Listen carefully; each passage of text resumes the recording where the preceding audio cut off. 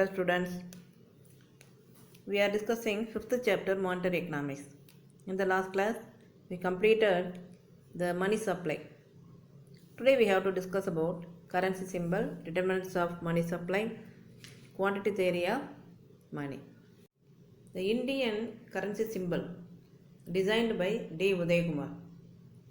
He is a postgraduate of IIT Bombay.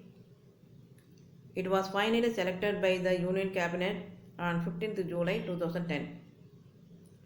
The 1 mark will become, okay, more than 3 or 4 1 marks will be come from this passage. The new symbol is an amalgamation of Devanagari Ra, which means R-A, Ra, R, and the Roman R without the stem. Okay. The symbol of India rupee came into use of 15th July 2010 after America, Britain, Japan, Europe Union. India is the 5th country to accept a unique currency symbol. Okay. This may be asked in your 2 mark question. So in which year it accepted? 15th July 2010. Who designed? D. Udayakumar. He is a postgraduate student of IIT Bombay. Okay. Next, the determinants of money or money supply. Currency deposit ratio, which is CDR, in short CDR. What is the currency deposit ratio? It is the ratio of money held by the public in currency to that they hold in bank deposit. We know that M1 money, M2 money, M3 money and M4 money. Like that here, the money supply, determinants of money supply. What is that? CDR, currency deposit ratio. It means the ratio of money held by the public in currency to that they hold in bank deposit. How much the public saving hold in the bank as a deposit, which is called as CDR, currency deposit ratio. Reserve deposit ratio, RDR. This means reserve money consists of two things. Who is holding reserve money? Maybe bank. Okay. Reserve money consists of two things. One is vault cash in banks and deposits of commercial banks with RBI. Okay. Vault cash holding by banks, all the banks holding some money, which is vault. And next one is deposits of commercial banks with RBI. The commercial bank going to deposit some reserve amount with RBI. Okay, this is called reserve deposit ratio, RDR. The third one is cash reserve ratio, CRR. It is the fraction of the deposit the bank must keep with RBI. So the commercial bank keeping some fraction of deposit with the RBI, Reserve Bank of India. This is called CRR. Okay. Then statutory liquidity ratio. Statutory liquidity ratio, SLR. It is a fraction of the total demand and time deposits of the commercial bank in the form of specified liquid asset. As a commercial bank, they should keep some total deposits. Okay, fraction of total demand and time deposits. That's what they're saying. Commercial bank holding some deposits for what? For their required time. So time being, time demand, for their time demand, they should keeping deposit for their liquid purpose as a liquid asset. Okay, that's why they're saying specified liquid asset they should keep. These are the determinants of money supply. Next we have to go and learn the quantity theory of money. Quantity theories of money explain the relationship between the quantity of money and the value of money. We know that the difference between quantity and value. Here we are given two approaches of quantity theory of money, vice versa, Fisher's transaction approach and Cambridge cash balance approach. Okay, we have to discuss two theories. One is Fisher's quantity theory of money, another one is Cambridge approach or cash balance approach, which is said by Alfred Marshall. Understood? Let us say the Fisher quantity theory of money. The quantity theory of money is a very old theory. It was said by Fisher. It was first propounded in 1588 by an Italian economist, Davanzati. Okay, Davanzati. But the credit for popularizing this theory in recent years rightly belongs to well-known American economist Irving Fisher, who published his book, The Purchasing Power of Money. This is one more question, underline it. Okay, in which year? 1911. He gave it a quantitative form in terms of his famous equation of exchange. So in his book, he explained about equation of exchange. So quantitative form of money in terms of his famous book, equation of exchange. He gave the equation of exchange in his book. The general form of equation given by Irving Fisher is MV equal to PT. What is meant that MV equal to PT? M denotes that supply or quantity of money. V denotes that velocity of money. P is price level and T volume of transaction. Such a way we have to learn the MV equal to PT.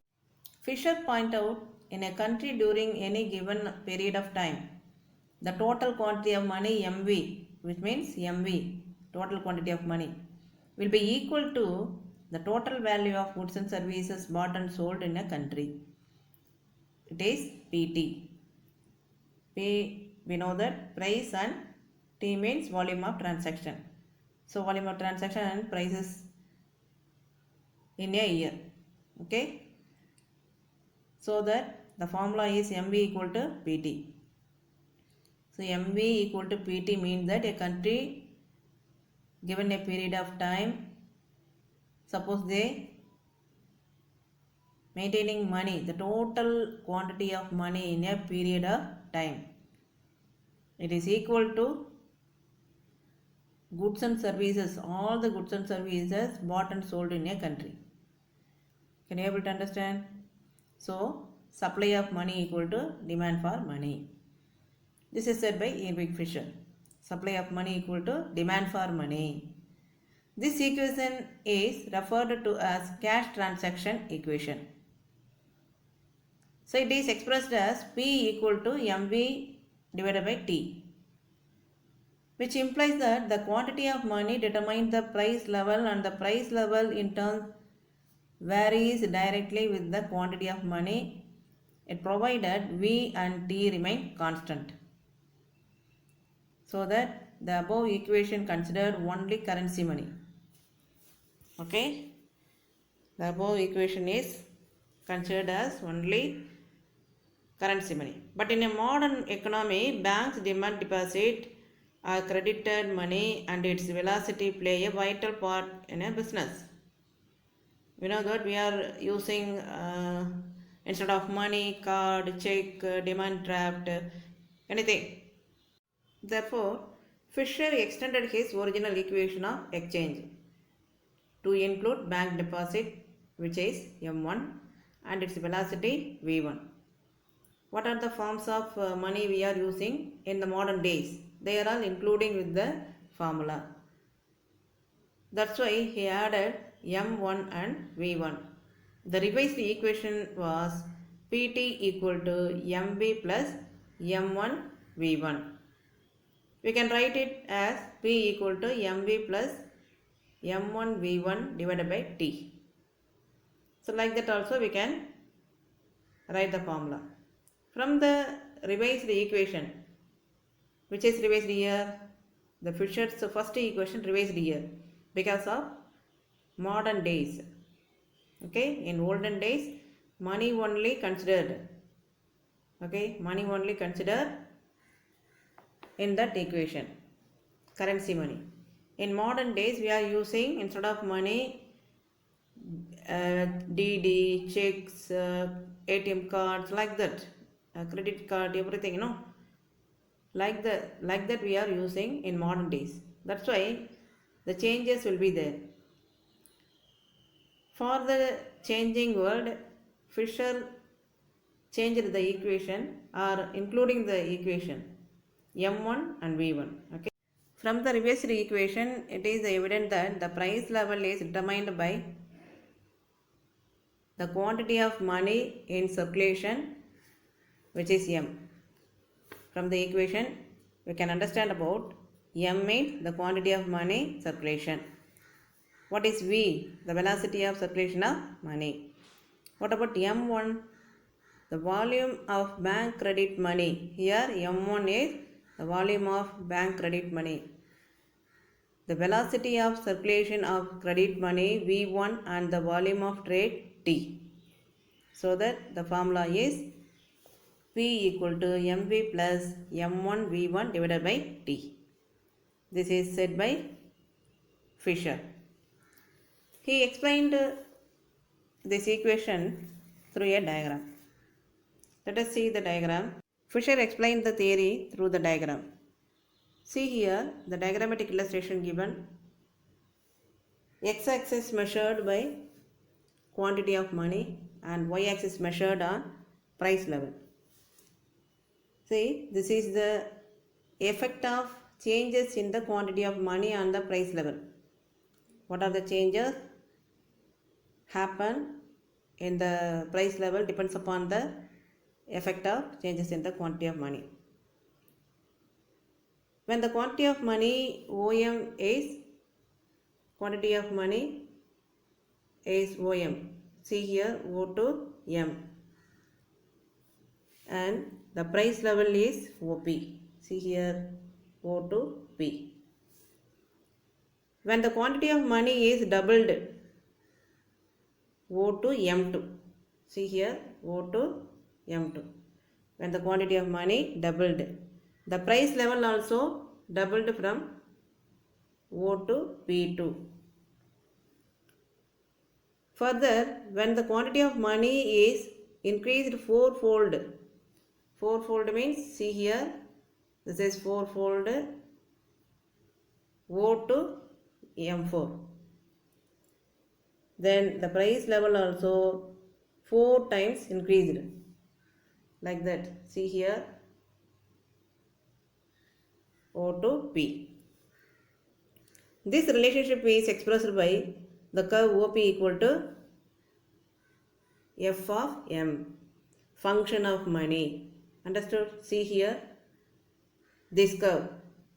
So relationship is the expressed by the curve OP, O to P. This line is O to P.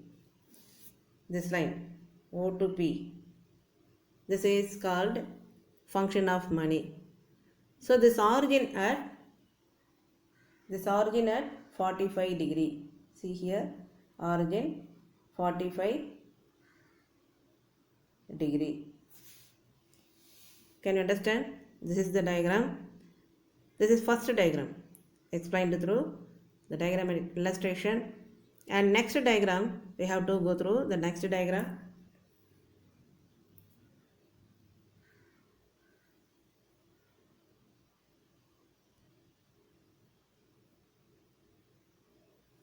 See here. The next diagram shows that inverse relationship between the quantity of money and the value of money. Not like the first diagram, this is inversely related with the quantity of money and value of price or value of money. When the quantity of money is OM, see here OM, O to M. When the quantity of money OM, the value of money is I to O, okay, or O to I, which is price. So O to P. So this is inversely related. Can you understand? When the quantity of money is OM, the value of money is IO divided by P. But with the doubling of the quantity of money to OM2, doubling, which is O to M2, what happened here? The I divided by P decreasing inversely, so that the value of money becomes 1/2 of the what it was before OI divided by P2. Like that, the quantity of money increasing by 4-folded from here to here, 4-folded. This inverse, so the value of money also reduced by OI divided by P4, O to P4. See here P4. So the value of money is shown by downward slope curving. So see here, the value of money curve is downward slope. This is I divided by P. So the downward sloping curve IO divided by P equal to F of M. Here the function of money downward slope. Okay, the function of money is downwarding curve. This is explained through this diagram. So one is directly related, another one is inversely related, so that the Fisher's quantity theory of money explained through these two diagrams.